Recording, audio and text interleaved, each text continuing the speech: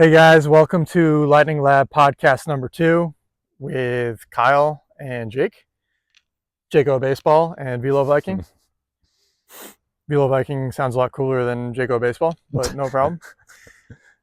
We sent out some questions for you to answer or submit like 10 minutes ago, so we got 5 good questions here to answer and talk about today about some different stuff. So we're excited to get into that. We'll get right into it. The first one is, Jake, we'll have you start.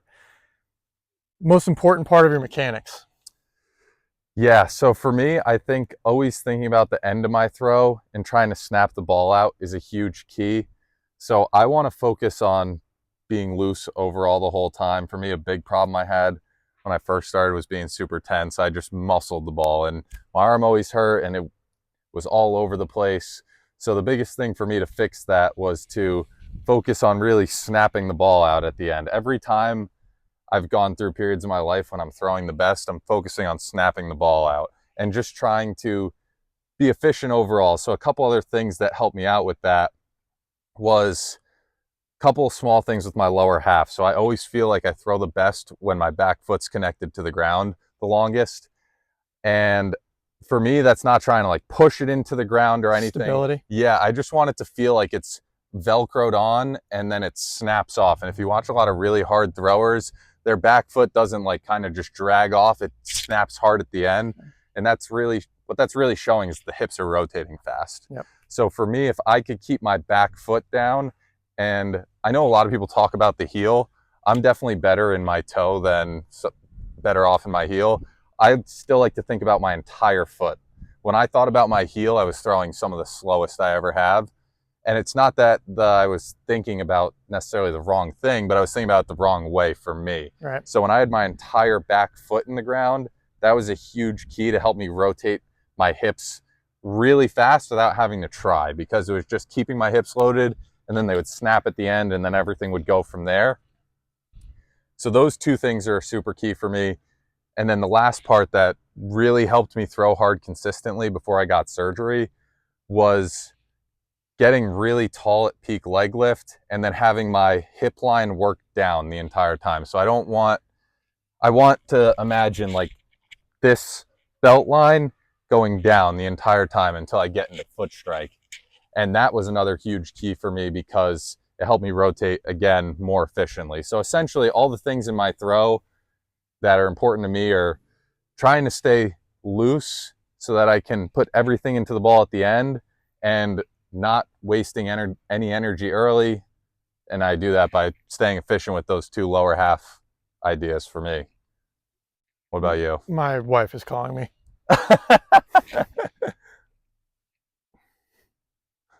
Apologies. Explain what you mean by snapping the ball. Hey, hi, can I call you? This isn't a great time.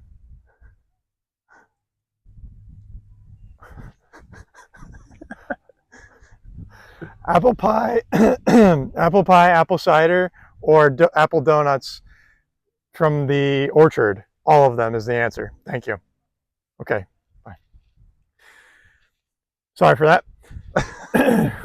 It's the fall in the Northeast. What do you expect? Good wife. Anyway, I know you love talking about the feeling of the snap. I want you to explain that.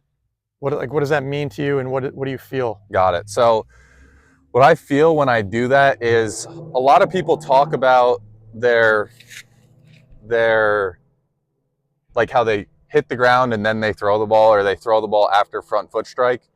That's not what I feel. I feel myself throwing the ball as I'm getting into that front foot. So I don't want any delay when I hit the ground and then throw the ball. So for me, what it feels like is it almost feels like my entire body gets electrocuted as soon as my front foot hits the ground, and then my arm is able to whip around that. Obviously I had the surgery, so I can't give you a good example of that. But to me, it just feels like everything's stabilizing so hard that my arm has to whip around that. So that's how you describe the feeling of your whip. Yes. And the brace of like letting everything here stop, and this kind of snaps. Yeah. Through. I like to feel like I'm under rotating when I throw, and that actually makes me rotate faster and harder. So That's a good point. for me, it's all about as soon as that front foot hits and with no wasted time, it's like at impact, it firms up so hard that this has to just come around it. I think under rotating is can be useful, especially because a lot of guys will actually over rotate where their chest will end up pointing like well left of the target, and it's almost entirely, it's almost impossible to really brace and whip the ball correctly at the right time if you're facing this direction at release. And so if you think about under rotating and even like early in catch, think about the center of your chest pointing either at your target or just to the right of it. As a righty, yeah, the lefty would be the other side.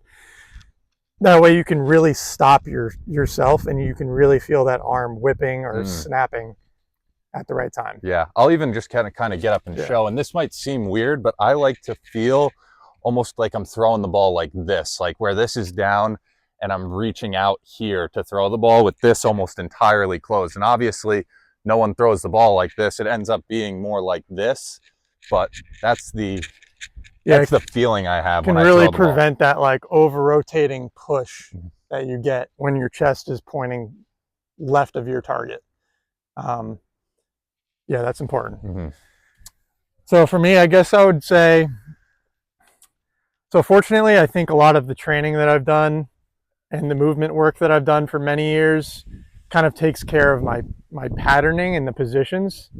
So I get into good positions just from the patterns that have been ingrained in me. So at this point, it's just the most important thing for me is staying fluid and loose through my entire throw. And what that means and feels like to me is that I'll have a tendency, and I think a lot of guys will, to, you know, either tense up early or tense, you know, too early at some point or another. I'll get very loose to start, but then when I go to throw, I can tense up sometimes and really muscle up, and that's a huge problem. A huge problem I ran into, especially this season. So if I can, I guess the best way is to show it is feel like everything about me feels loose, especially in my wrists and my hands and through release. So like the entirety of the throw is extremely important, rather than like loose at the beginning and then going, or like tense at the beginning and going. It's my whole musculature is fluid and loose and relaxed through release the whole time. And that's like the number one important thing that I could possibly do in my throwing.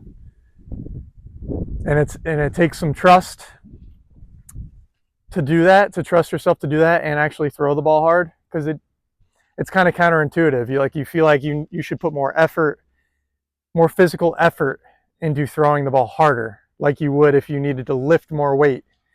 But that's not the case. It's how relaxed, how fluid, how loose can I be the whole time while being really fast. So you're even talking about like you want your wrist and hand to feel loose to release. Yeah, so obviously like the last part of release is that wrist and hand and fingers. And so I know if that part of me stays loose through release of the baseball, I know I've done a good job of staying relaxed and fluid throughout my whole delivery, because that is the very last piece. That's also why we train our fingers, because they're the last thing on the ball. Snap it out at the end. Makes a difference. Yeah. Yeah, we'll go on to the next one. Cool. I mean, I could spend like 4 hours on this, but what do you wish you learned earlier in your career? You want to start off on that one? Yeah. We'll kind of go one at a time, I guess. The first way I'll answer this is, I guess, strategy-wise with pitching. I wish I had simplified pitching and understood the importance of controlling counts, of getting ahead in the count and using whatever you have to get to 2 strikes as fast as possible to every single hitter. not really focused about command or really where it's going exactly early in the count, but to get to 2 strikes as fast as possible. Like, what can I do to get to 2 strikes?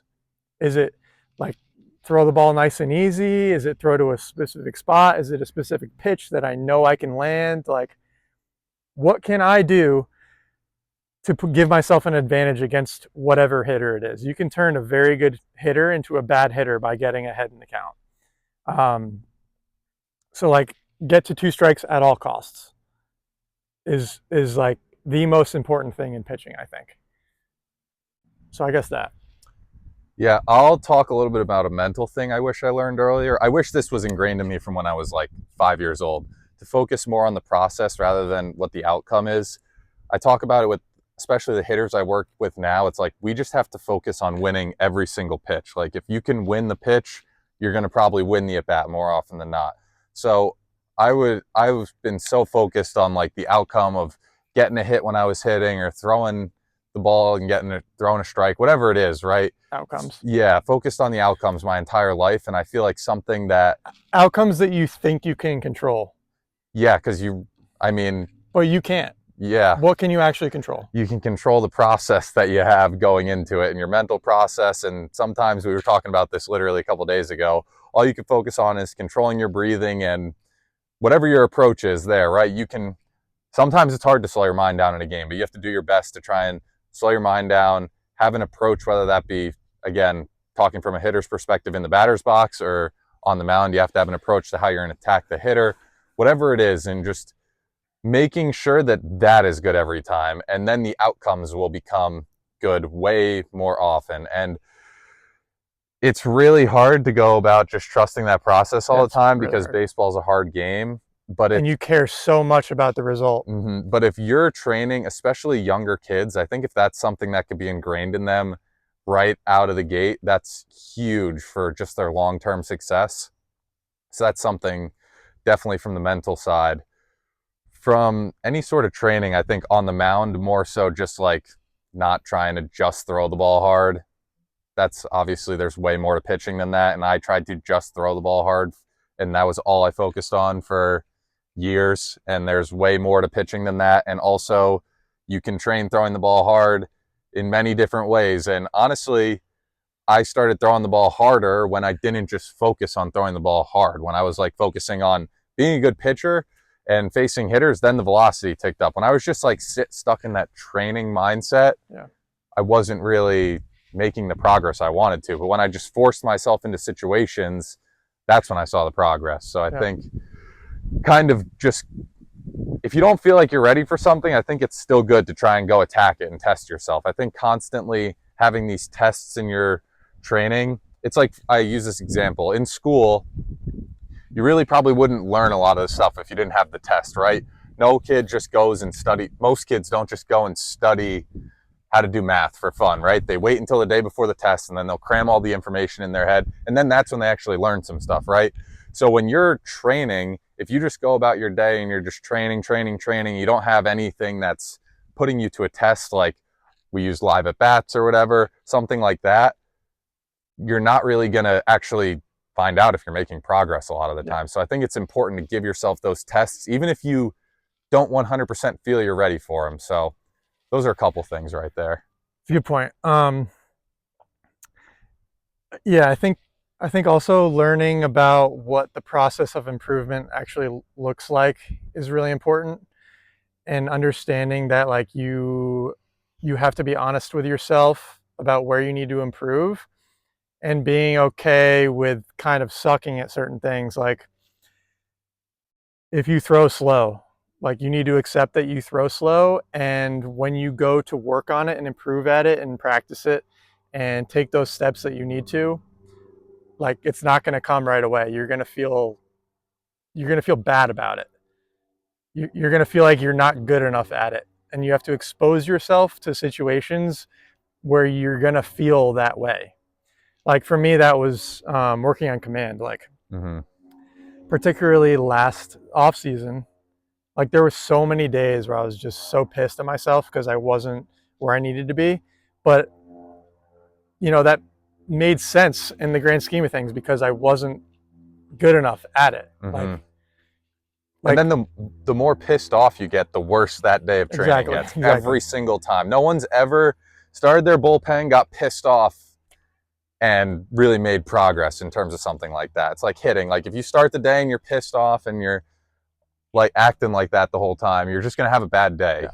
It's like, why am I expecting myself to become Greg Maddux overnight here? Like I already entered this process and with the thought in mind that I am not good enough at this. And so like, why am I not giving myself the time and the patience to actually improve at it? Like there's going to be days where it's like so uncomfortable and it's like, oh, you should be able to command the ball like this way if you're, at this level of baseball. And if you never accept the failure out of yourself, you can't like give yourself the room to actually grow because you have to put yourself in positions to fail. That's when you learn. Yeah. And I think we could probably say like a million things on this topic and do a 24-hour podcast on all the little things we would have learned or liked to know better, but that's pretty good amount. Yeah, those are important. Those are probably some of the biggest keys, I would say, for us on that. Biggest motivation. Biggest motivation for me is I want to be better than anyone at whatever my task is, no matter what it is, right? So that's what gets me going to the gym or trying to throw the ball hard or waking up and learning to do any new skill. I just want to be better than if we're working out, like I want to be better at you than whatever it is. I don't care. I want to hurt your feelings that I'm better than you at it. And I've just always been that way in my life. I just can't tolerate being a normal person to that degree. So the motivation is really all internal. It's not even like I feel necessarily motivated. It's just what I do, and I will never really stop doing that. You know what I mean? So it's kind of a hard question to relay to people because I feel like to some degree you have it or you don't. Yeah. There is something I've noticed in guys that I've trained, and I think I was this way. I always grew up this way where I thought I was going to be better than everybody, even when I wasn't, but I needed it to be taken out of me. And like, there's some times where you think you're training like an absolute dog, but you're really not.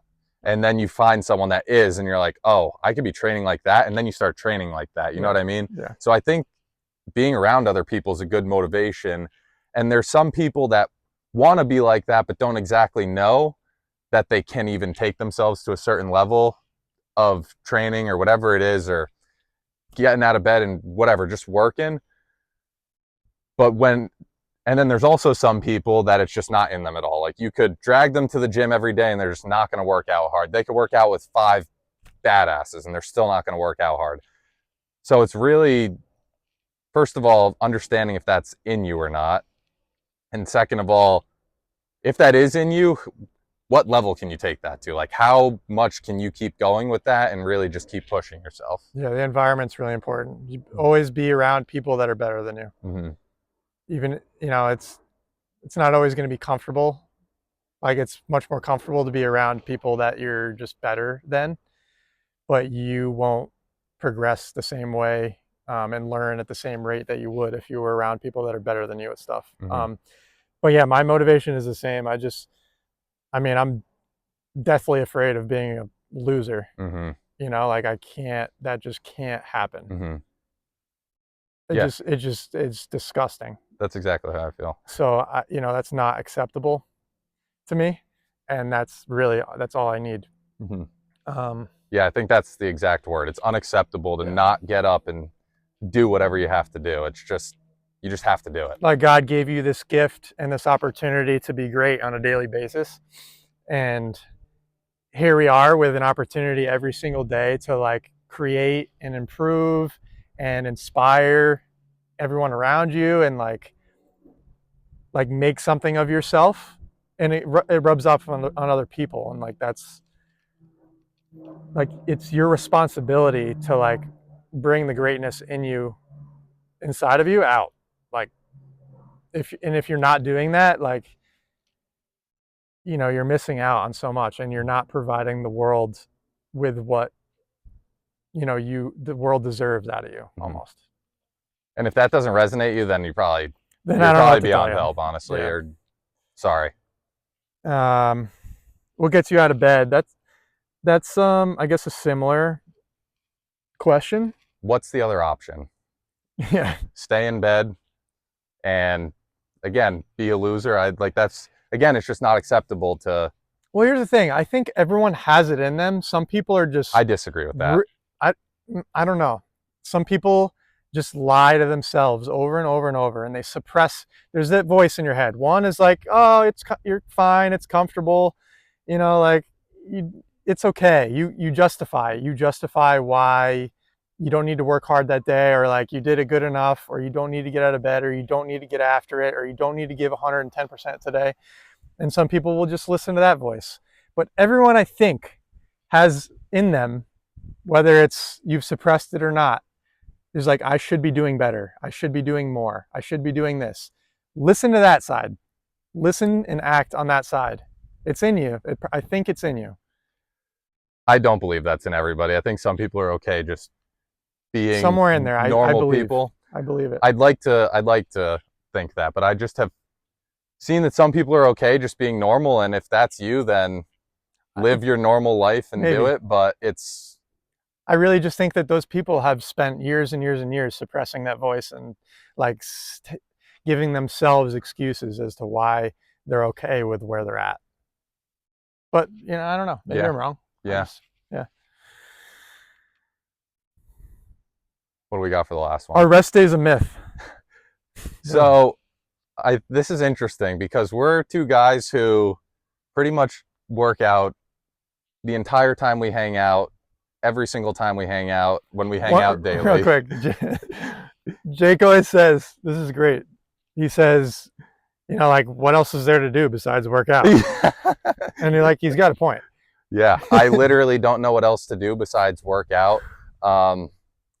And I mean, there's always something you could do. I think there's a really good video of Conor McGregor talking about there's always something you could do. Like, broke his leg, you see him doing chin-ups. I mean, obviously maybe he's a little bit of a mess right now, but there's always something you could do, whether it's core, just stretching, or moving your body, not going even working for a walk. out. Maybe it's just like training your brain someday, or maybe it's like today. I mean, we did some working out, but we also went in the ocean, and like now I feel amazing. My brain and like my body and everything like feels like great. Like maybe it's sleeping well that night. Like there's always something you can be doing to improve yourself and the people around you, like some way. Yeah, I feel like since I've known you, we're either working or working out or trying to some way train ourselves to be better humans overall. So I don't know. I mean, we probably do overtrain, to be honest. For sure have done that. There's some days where I am just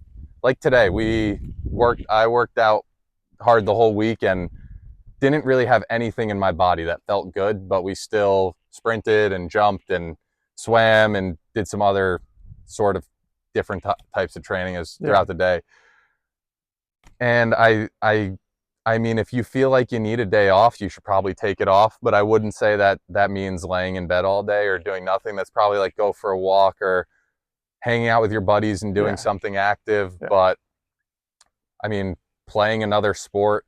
So I wouldn't say resting and recovery is bad, but I think that you can find something to do that's not necessarily the most stressful thing for your body, but it's going to progress you at least that much for the day. And that's still better than... Or get you ready for the next day or whatever it is. Yeah. So rest days are not a myth. Mm-hmm. No, like you should be resting and recovering, is obviously, but that doesn't necessarily mean like you can justify being a slug for a week because you think that you trained hard. I mean, the times that I trained, I for sure overtrained. Like post TJ, I was working out like 2 or 3 times a day. And Sundays would be my off day, but I'd still be doing a 5+ mile walk. yeah, I was overtraining. I was doing too much, but I also made an incredible amount of progress. You were an absolute animal at that point in your life. It was incredible. And so like, how can I justify, the alternative if that's like, if I saw the progress that I made in such a short period of time from getting after it so hard? Like the amount of progress you can make in like 6 months to a year if you do something like that is insane. Whether that's right or wrong, I don't know, but I came out of that period like bulletproof and just being an animal. Now with that said, like there's also been times where I go like pretty light for a week and I feel pretty incredible. But you're still doing something every day. Of course. But like I would call that kind of a rest week. Mm-hmm.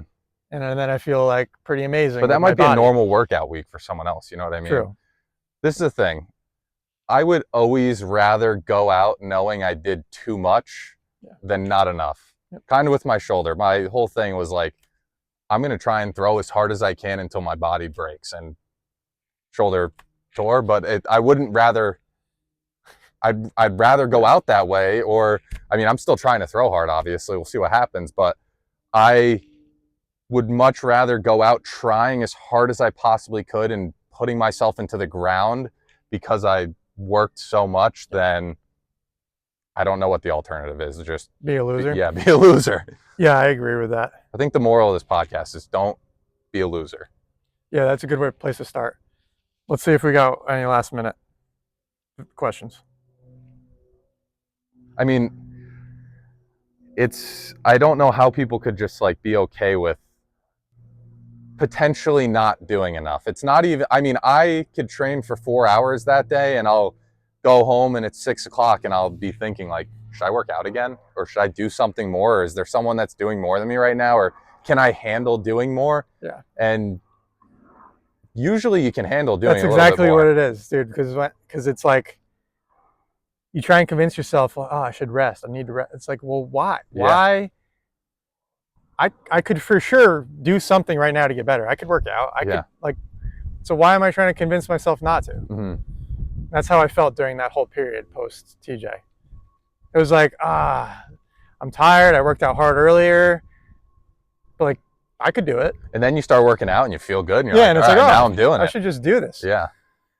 So anyway, and the next one is hard. I got another last question. One. All right, what do you got? Where do you see yourself in 5 years? That's hard. Well, I don't know. I'll probably have another 2 kids in 5 years. Hopefully I'll be rich. I'll be very much athletically in shape. That's a given. Eating healthy, doing all those things. I don't know. It's really hard to say. I think it's really important to have like a blurry vision and more so a direction for 5 years out. But I'm really focused on today. And then tomorrow I'll be focused on tomorrow. And I think that's the best way to go about it. Like knowing your direction and then giving everything to today, because that's what you're in control of. Yeah, I completely agree with that. I've never thought about where I'm going to be I've not once in my life have thought 5 years from now, where am I going to be? I've never thought about that. I think when you have a goal, first of all, I don't think there's any goal that I could imagine that would take 5 years. So like, what's the point of having something that's a 5-year plan when you could potentially accomplish that in a year, right? Mm-hmm. So I like to set shorter term goals and try and conquer them. And I feel like there's like throwing 100 miles an hour. That was something, if you try and go from 94 to 100 miles an hour every day, you're not going to do it, right? But if you go from 94 to 95 and then the next goal is 96, whatever it is, just to give you an example, eventually you get to where you want to be. So I agree. Having that like kind of focus on where you want to be is important, but I've never thought about that. I don't plan on thinking about that. I plan on just trying to be better than I was the day before as a human, making money, trying to throw the ball harder still, getting in better shape, faster, stronger. Every single human attribute I want to try and improve daily. And then in 5 years, you just are where you are. And I think it's interesting to look back because I never thought about trying to be what I am today 5 years ago. But I did think I was going to do the things I did every day for the last 5 years, Exactly. and they got me to a pretty good spot in terms of the person I want to be today. So I think to answer that, I don't have it. I don't have an answer for you, but I'd like to be throwing the ball very hard and training guys and staying in baseball in some way in terms of that. Um, one thing quick I'll add because this might help someone. Um, Post TJ, I did this thing where I would write on a whiteboard. So I had Tommy John July 2021, and then I had on my board throw 100 by August 2022, which I did. But that was kind of the overarching goal. But I would write something every week, like on Monday morning or Sunday night for that week. I would say, like, I don't know, it could be as simple as like, be the best every single day, or like something like that. That would just give me like a direction and a goal and a purpose and a vision and a, something that I would look at and be like, this, I'm committed to this. And like, I know what being the best looks like every day. It's like working harder than everyone else. It's putting in every single step of my process that day that I know I need to do, whether it's sleeping those 9.5 hours or eating the right stuff, or like something as simple as doing the arm care I know I need to do, or like, whatever I need to take care of, you kind of know. And just giving myself that idea that I'm going to be the best this week, or like, I'm going to do this week, and that's my whole focus. It was helpful. I don't know. Mhm. I liked it. I think more like conquer the day Yeah. is more Yeah. so. Whatever. And then have a like plan. Those short-term things. Yeah, have a plan, but conquer the day. Yeah. So that's Is all that we good? got. Yeah. Well, let's check. Maybe Yeah. Let's see if we got one more at the end. Might have a buzzer beater here. Last question, if there is one more. Hopefully there is. If the Wi-Fi loads.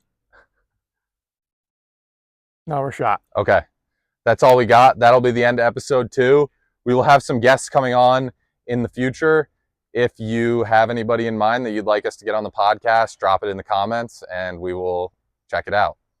Yeah, thanks for watching, guys. Hopefully some of what we're talking about can resonate with you and maybe make sense to you.